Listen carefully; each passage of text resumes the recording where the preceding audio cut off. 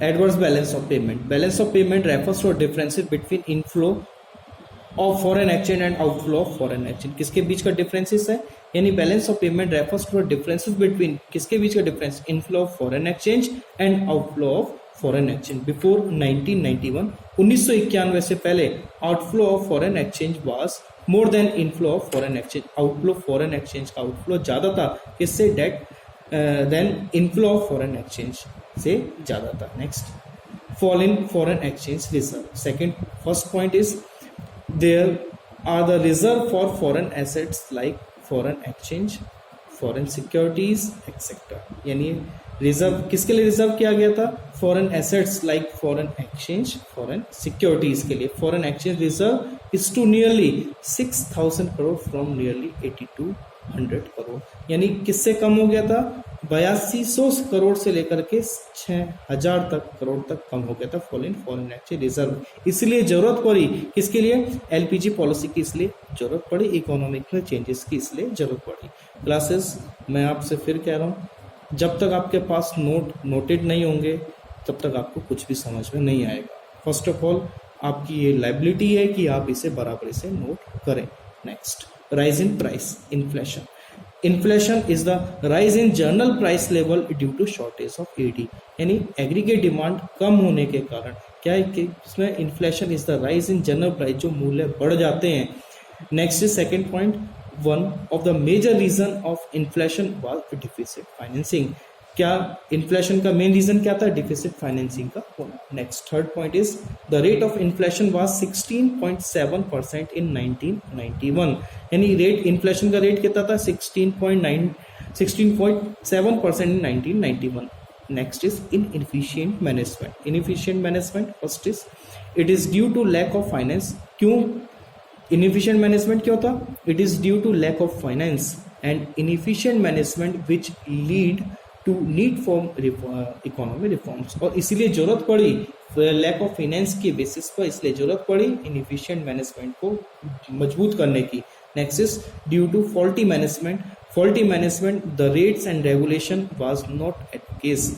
यानी जो रेगुलेशन को फॉलो अप नहीं कर रहे थे, at which plan to control regulate the economy. और वो जो प्लान कर रहे थे किसके लिए, रेगुलेट द इकोनॉमी, बराबर कंट्रोल करने के लिए. नेक्स्ट इज फर्स्ट पॉइंट, इसमें जैसे कि अभी हमने we have to study about the 3 types of the word. First is L P G. L stands for the liberalization. Next, meaning of liberalization. Liberalization of the economy means freedom of the producing units. यानी liberalization economy का वो factor है जहां पर freedom of producing, किसी भी उत्पादन क्षेत्र में कितना भी हम उत्पादन कर सकते हैं, यूनिट्स फ्रॉम डायरेक्ट और physical control imposes by the government. और जहां पर भी डायरेक्ट और फिजिकल इम्पोजेस नहीं होगा किसका, गवर्नमेंट का. Reforms under liberalisation. लिबरलाइजेशन में कौन कौन से चेंजेस किए गए, फर्स्ट इसमें industrial sector reforms. Industrial sector reforms है first point. Industrial licence which every entrepreneur get permission from the government official to start firms. यानी गवर्नमेंट की तरफ से परमिशन मिल गई थी, इंडस्ट्रियल लाइसेंस मिल चुका था, जिसमें एंटरप्रीनियर परमिशन लेकर के, गवर्नमेंट की परमिशन लेकर के डायरेक्ट अपनी फर्म को स्टार्ट कर सकते थे. B point, private sector was not allowed in many industry. Private sector industry के बेसिस पर अलाउ नहीं किया गया. Control on price fixation. Price fixation को कंट्रोल करने के लिए on distribution selected industrial product का सिलेक्शन किया गया. In the reform policy after 1991 1991 से रिमूव मच परमिशंस, बहुत सारी परमिशन को रिमूव कर दिया गया था. इन मोर सेक्टर, बहुत सारे सेक्टर्स में. And strategy importance for a nation like cigarette, alcohol, drugs etcetera. और ये सारी जितने इनडायरेक्ट गुड्स थे उस पर से परमिशन को धीरे धीरे कम कर दिया गया. Next is financial sector reform. Financial sector reforms में first point, financial sector included. Financial sector में शामिल किए जाते हैं फाइनेंशियल इंस्टीट्यूशन. फाइनेंशियल इंस्टीट्यूशन इसमें शामिल किए जाते हैं जैसे commercial bank, investment bank and stock exchange etcetera. Reforms under financial sector. Financial sector में क्या क्या चेंजेस किए गए, रोल ऑफ आरबीआई. आरबीआई का रोल के बेसिस पर first is RBI decide the amount of money fix interest rate. यानी एक फिक्स इंटरेस्ट रेट पर आरबीआई ने डिसाइड कर दिया था. Nature of lending to various sector. B point is one of the major M of financial sector. Financial sector का major aim क्या था? To reduce the role of RBI, RBI का role कम हो सके, to facilitate the financial sector, ताकि financial sector में खूब तरह की फैसिलिटी प्रोवाइड हो सके। Next is establishment of private sector banks, private sector banks का एस्टेब्लिशमेंट किया गया, किसमें? लिबरलाइजेशन पॉलिसी के बेसिस पर। The reforms policy lead to establishment of private sector bank India as well as foreign, which increase the size of competition size बढ़ने लगा था, and provide better services to the consumer को better service provide हो चुकी थी। establishment in sections for the establishment of private sector banks। Next changes is foreign investment, foreign investment में क्या changes किया गया?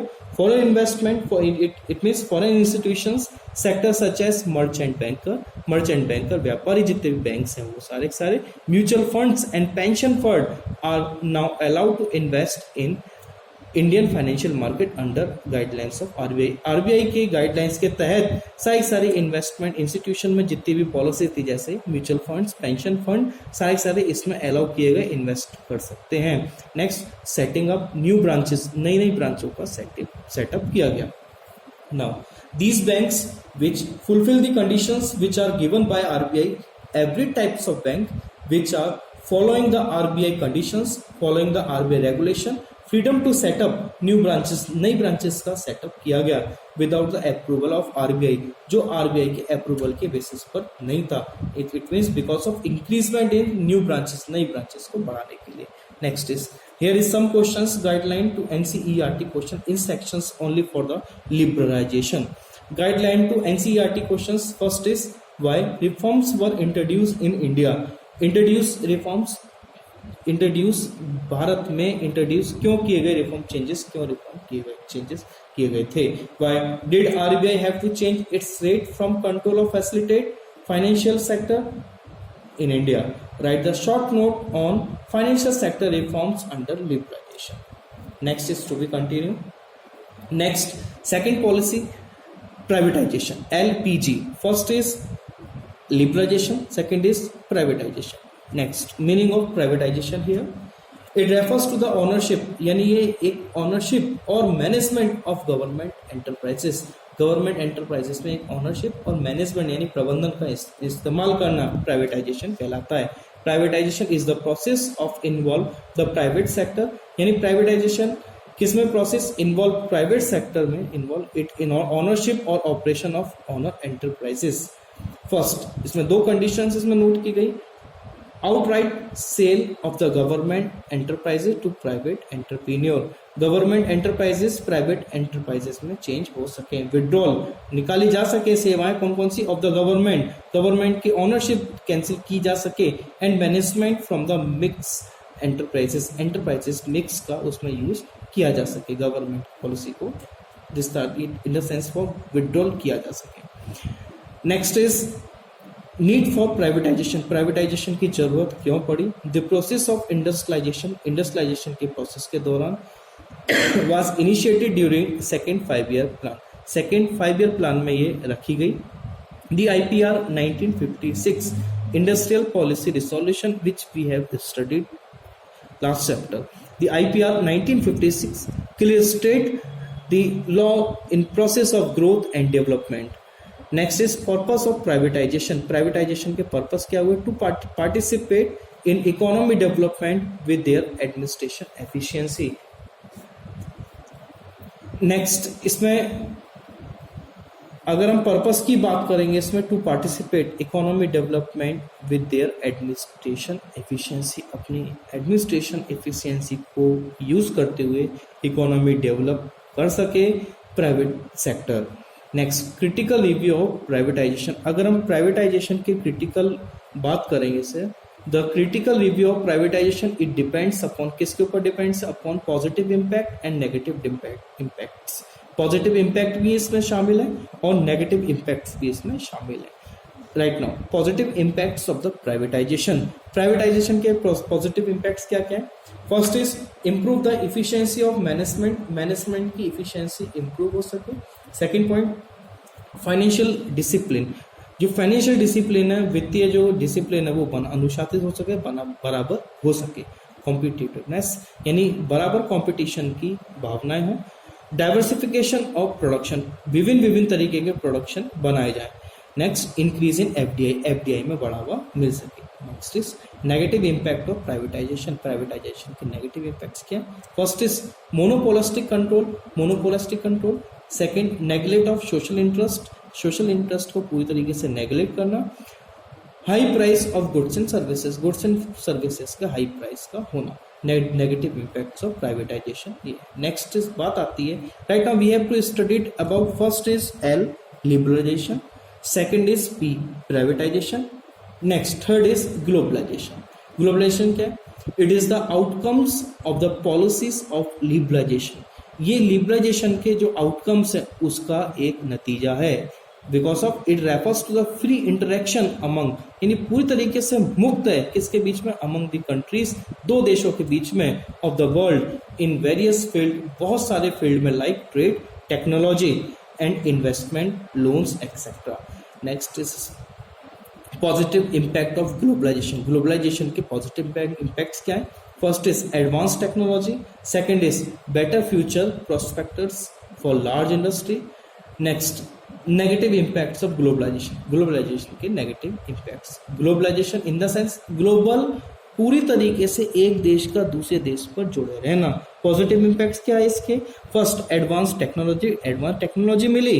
Better future prospectus for large industry, बड़ी बड़ी इंडस्ट्री को पूरी तरीके से एक आने वाले पूर्वानुकाल में पूरा एक प्लेटफॉर्म मिल गया था। नेक्स्ट, नेगेटिव इम्पैक्ट की बात करें, negative impacts of the globalization. Globalization is the identify of people belonging to poor country. गरीब देशों से ग्लोबलाइजेशन की एक पहचान गरीब देशों की निकल करके आती है। Globalization market drive, globalization increase the economic disparity among the nations and people. Outsourcing, अब इसमें नेक्स्ट टॉपिक है इसमें outsourcing.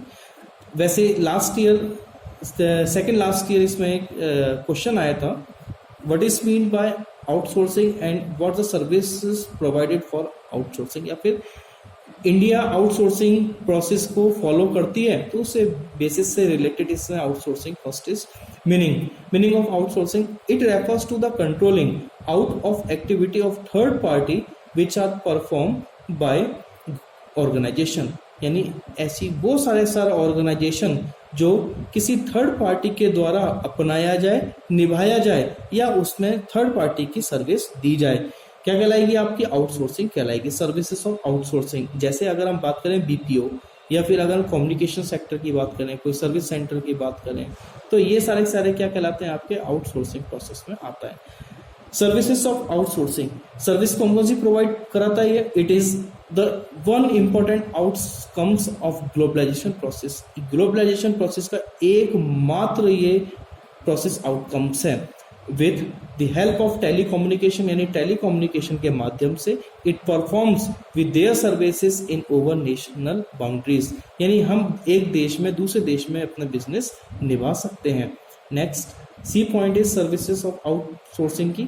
C point, India has become a favour of outsourcing. India पूरी तरीके से फेवर में है आउटसोर्सिंग के, because of low wages rate और ability of skilled man power, यानी लो वेजेस रेट है किसके? एक योग्य व्यक्ति के लो वेजेस रेट हैं।